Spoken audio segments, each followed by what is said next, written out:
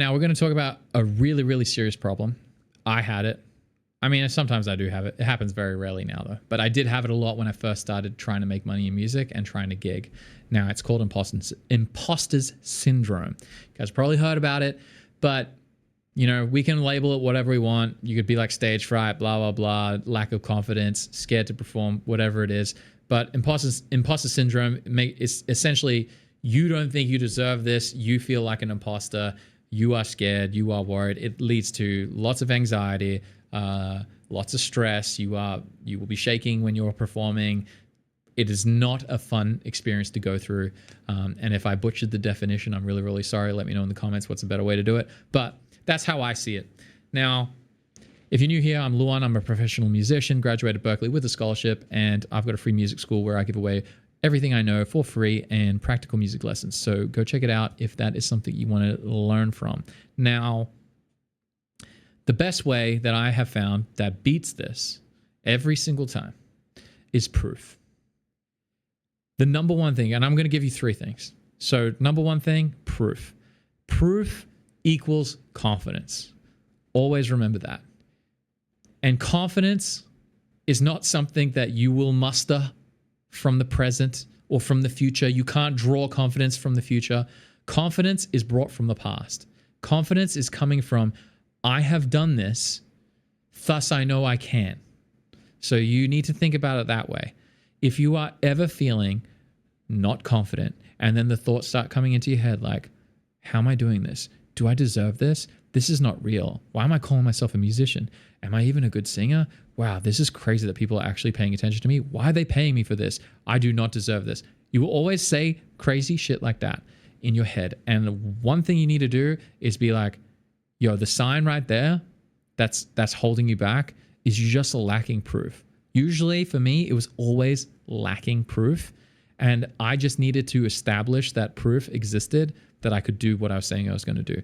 And I got really, really good at it, like avoiding it, till I put myself in positions where I didn't know what I was talking about, like creating content. At this point, when I first recorded my first videos for the school and like for all my YouTube stuff, I was like, man, what am I doing? There's like a million creators out there. Why would people want to listen to me? Why am I live streaming? Why am I doing this stuff? There's so much better players than me, blah, blah, blah, blah, blah. Because I look at Instagram, I can see all the crazy guitarists and I'd be like, I wish I was like that. Or I wish I was like that singer. I wish I was like that creator. My editing skills are not good. Why would people watch? I think all those things, don't worry. But once I started, I was like, all right now, Luan, you don't have proof. And you're right to not be confident. So let's just start acquiring proof. So I was like, all right, well, my first videos are going to be garbage.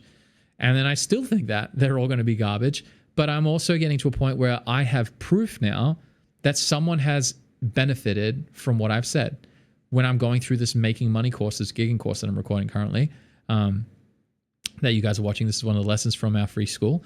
I am like, man, do people really want to hear what I have to say? Like, am I crazy? Like, is this useful?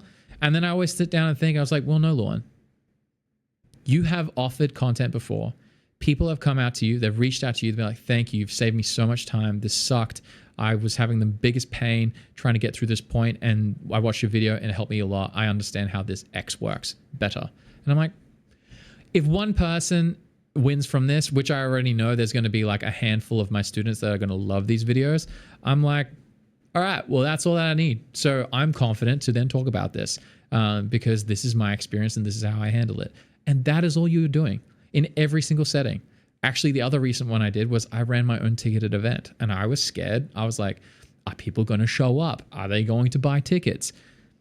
There was a point, and I've done a few of them now. So the first show, we sold over 200 tickets, crushed it. And I was like, oh my God, this is amazing. But the week of the show, we had like 50 tickets sold. So the week of, I'm listening, oh man, there's only 50 tickets sold. Like maybe I'm like crazy and I'm not actually that good. But by the time of the show within that week, we got another 150 sold. So I was like, oh, wicked. So now every time I do a ticketed event, I mean, I try to sell as many as I can beforehand, but I know that there's a huge surge. I didn't know, but now the proof exists that I can sell over 100 tickets, which is huge for someone like me. And eventually 200 tickets will be the standard, and then 300 tickets will be the standard, and it'll just keep going up, and I'll just keep learning and getting better. So my proof that I know how something's going to work has then created the confidence on how I'm going to deliver, the shows, deliver the marketing, deliver all that stuff. So just remember, if you are struggling with the confidence element, and that's where this insecurity and that's where this imposter syndrome is coming from, then it's usually you're lacking proof. And look at the proof. And that's going to lead to my second point. Focus on inputs instead of outputs. You cannot control the outside world. As much as everyone likes to think that they can, and I feel like you will get good enough to know what will possibly create an outcome, you will learn, like, if I play this song, people will do this. If I play this song, they will put their hands up. Like, you will know how to do things. If I play this song, I can get that couple to kiss, and then it turns into a game. Like, you will learn cool things when you are performing. You will have power. But there's going to be times you're going to hop on stage, you're going to start performing, you're going to do those things, and you are going to lose it. You are going to be so scared, and you're going to be like, oh my God, what am I doing here? What am I doing here? And usually it happens at moments where, like, you thought something was going to work one way and it definitely didn't go that way. And then within a second, you are going to panic. You are going to stress. You're going to be like, oh my God, am I like crazy? Is this not going to work this way? Holy shit, Luan, are you crazy? Oh my God, we're so screwed. We're done. This is it. This is the moment where everything falls apart. It was all a house of cards. I now ruined this song, and now everyone is going to think I'm the worst musician. They're all going to slander me on Google and on Facebook and on Instagram. They're going to tell all their friends I'm so fucking bad, and I'm never going to get a gig ever again. None of that has ever happened. I have bombed so hard, and none of that has ever happened. And so in those scenarios where my brain will think that, I go straight back to the input. I'm like, oh, Luan, reel it back. Let's play a song you know how to play. And you know it's a good song. Just do that. I bomb one song, go to the next song. It's all good. I literally just did this. That's how I know. I played a country night. So we do like these ticketed country events in my town. I played this country night, and I was crushing the set, man. I was doing this acoustic set, and I tested it. It was the first time doing it. And I was like, I was riffing with the crowd. We're singing, boom, boom, boom. And I was like, oh, I've got the best song to play next. I go to play that song. I forgot all the chords. I forgot all the lyrics. And I'm just sitting there like, I'm literally for 30, I've played the song so many times. For like 30, 40 seconds, I'm like, and then I had to just go and play another song. Like I'm trying so hard to play it. I'm literally pulling it up. I just it's gone out of my brain. And I was like, wow, Luan, you are so bad. Like that whole 30 minutes of me crushing it just didn't even matter to me at that point. And my brain got so terrified. And then I pulled back. I was like, Luan, input. You know how to play this banger acoustic song? Go. And I was like, anyway, guys, that was garbage. Boom. Play the banger song. Everyone's back in right away. So I lost them for like a minute, and they could see my insecurity. They could see the panic in my eyes. I was terrified, but I was like, I already know another song right after that. And I just went straight to that input, played that song, and then the output happened. And so I know inputs. If I know the inputs that are going to drive results that I have seen, and I have proof that they work, I just focus on the inputs. And that can be at any level. So for me, typically the insecurity happens with the reaction to the crowd. So I've gotten to a level where I'm very good at what I do. And so I will be performing, and I am anticipating what the crowd's going to do. And then I change my performance based on the crowd. I change my set list. None of my stuff is locked in stone. I can do anything I want. At any point in time, I can change lyrics, I can change groove, I can change song, I can mash up songs, I can just banter with people. That's my goal. My goal is crowd. Now, you might not be at that level yet because that requires a lot of hard work. And you might be at a place where, hey, I want to perform and I'm trying to engage and like do all these things. And I am scared now because I don't know what to do. I don't know how to save myself from these thoughts. Well, go to the most basic thing that you can control. So if you're terrified, your hands are shaking, you are trying to play, you are scared, you're like, I don't know what to do next, I'm shaking, I feel a bit uncomfortable on the microphone, You eliminate, I would say, go to the most basic thing you can control. If it means just play one strum and sing in time, do that. Sing the song that you can sing. Don't go crazy. Don't try and do something more than you're ready for in that moment. You need to regain your confidence, which comes from doing the things that you know you can do, that you have proven to yourself time and time again that you can do. So go back to those inputs. Go back to being like, hey, I'm going to play this in time, play this in time. Sing the vocals in time. We're all good. And then you will recover, and then those thoughts will then subside slowly. And then you just, anytime it happens, it's just like it's a dance, especially at the beginning. You'll be terrified. Trust me, I was terrified when I first gigged. And if I didn't it took me a long time to build this framework. And so if you can just start with a foot ahead of me, oh my God, you're like, if you apply this immediately, you're like 2-3 years ahead of me, because it took me 2 or 3 years to figure this out for myself, which is so dumb that it took me that long. But just focus on the input. Don't worry about the result. Just be like, all right, I have proven to myself in the practice room that I can play this song in time and I know the chords. I will then do that.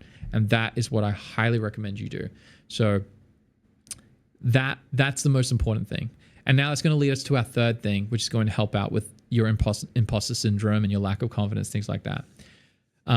Let time work its magic. So you're going to let, months, weeks, months, years work its magic in you becoming the best version of you. But you are in waiting over a long period of time.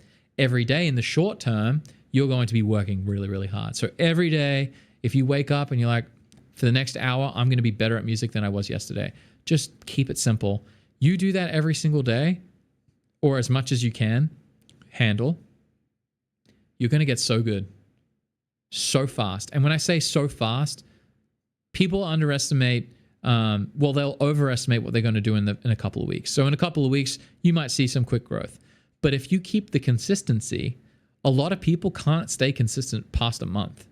Like, I know it. I look at my mentor students and things like that. I have built the program in a way that it does not allow them to push monthly, because I already see it with everyone. They come in, they work really, really hard for a couple of weeks, and then they lose steam immediately. And they're like, oh, I'm burnt out. It's like, because it's hard. It's really, really hard to be consistent.